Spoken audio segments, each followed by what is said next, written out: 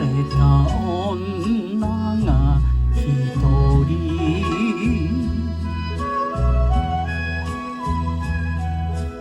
雪に潮勢の菅木のりが池の水面に揺れていた。京都原三千、恋に疲れた女が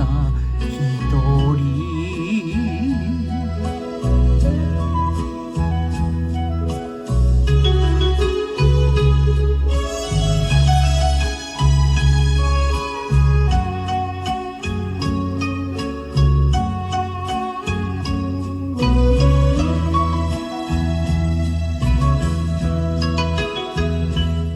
京都戸賀の高山寺、恋に疲れた女が一人、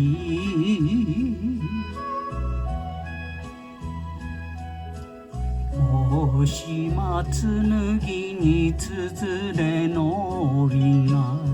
影を落とした石畳。京都戸賀の高山寺、恋に疲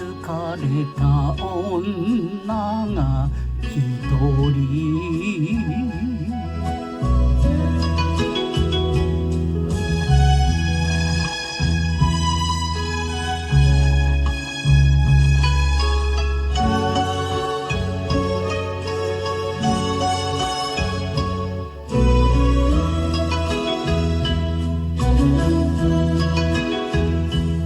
京都嵐山大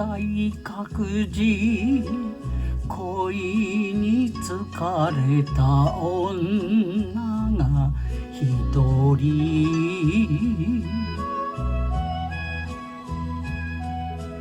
塩沢がすりに名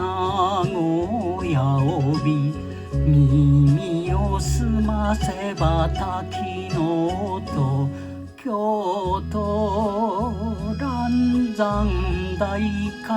寺、恋に疲れた女